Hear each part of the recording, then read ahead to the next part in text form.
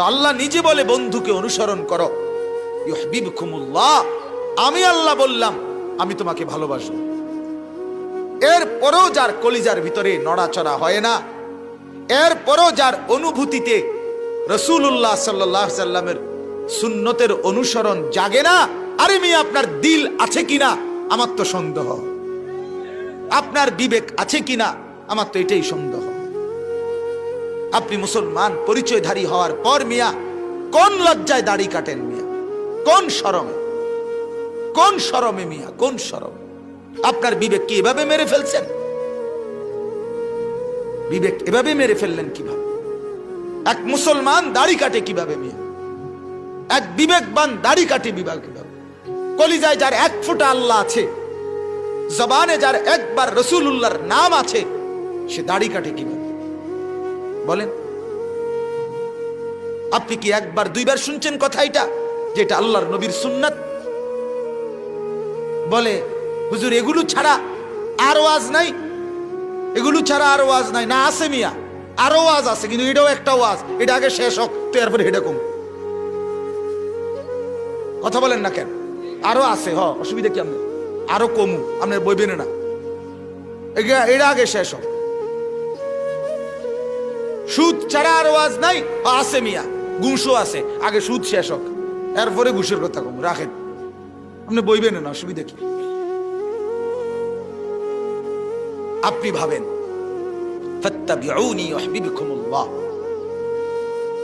আল্লাহ তাআলা বলছেন আমার বন্ধুর অনুসরণ করো, আমি তোমাকে ভালোবাসা দেব, আমার মহব্বত দেব। আল্লাহ যদি বলেন বান্দা, আল্লাহ আমরা যদি বলি মাওলা শুধুই ভালোবাসবেন, আল্লাহ বলেন না রে বান্দা, আমি যাকে ভালোবাসি তার গুনাহও মাফ করে দেই, ওয়াগফির লাকুম যুনুবাকুম। আর আমি যার গুনাহ মাফ করে দেই, ভালোবাসি, তো তারে বুঝি আমি ফতে ফালায়া রাখবো? তারে তো আমি জান্নাতেই দিয়ে দেব। এজন্য সুন্নতের ইত্তেবা, ভালোবাসা চাই, ভালোবাসা চাই।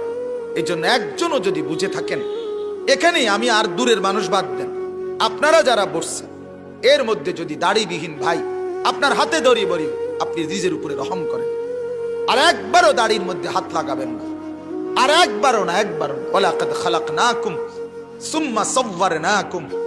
আমি বাপ বহুবার বলছি এই কথা, কোরআনুল কারীমের মধ্যে আল্লাহ বলছে নিজে, বান্দা শোনো, তোমাকে আমি বানিয়েছি, তোমাকে আমি সাজিয়েছি।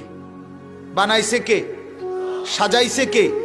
আল্লাহ বলে 9 মাস এক ফোঁটা বীর্য চোখেও দেখে না, সামান্য এক ফোঁটা বীর্যের উপরে ভিত্তি করে আমি রব্বুল আলামিন কুন বললেই হতো, সেই কুন না বলে নিজের হাতে খালাকতুহু বিয়াদিয়া, আমি আমার কুদরতি হাত দিয়ে 9 মাস তিল তিল করে একবার নাক লাগাইছি, চোখ লাগাইছি, কান লাগাইছি, ঠোঁট লাগাইছি, দাঁত লাগাইছি, হাত লাগাইছি, পাও লাগাইছি। বান্দা তোমার মাকে জিজ্ঞেস করি নাই, বাবাকে জিজ্ঞেস করি নাই, কাউরে বলি নাই, আমি একা অন্ধকার মায়ের রেহেমের ভিতরে আমি আল্লাহ তোমাকে সাজিয়েছি, আমি তোমাকে বানিয়েছি, আমি যত্ন করে আমার হাতের আঁকা। তুমি বলো বান্দা, নাক এখানে লাগাইলাম, তোমার কোনো আপত্তি আছে? কথা বলেন না। চোখ এখানে লাগাইছেন আল্লাহ, আপনাদের কারো কোনো আপত্তি আছে? কান এখানে আল্লাহ লাগাইছেন, আপনাদের কারো কোনো আপত্তি আছে? নাকি একটু নড়ে দিলে ভালো ছিল? কথা বলেন না। তাইলে কোন অঙ্গের ব্যাপারে আমাদের কারো কোনো আপত্তি আছে কিনা বলেন? তাইলে যদি চোখ, নাক, কান, যদি কান, ঠোঁট, দাঁত, পুরা দেহ লাগানো ফিটিংস ঠিক মতো হয়, তাহলে দাড়ি এখানে লাগানো এটা ঠিক হবে না কেন? কথা বলেন না কেন? এটা ঠিক হবে না কেন? আল্লাহর ড্রয়িং যদি এটা ভুল হয়, এটা যদি নাফিতে ঠিক করে দেয়, তাহলে নাফিতকে দিয়ে নাকও ঠিক করে নাও।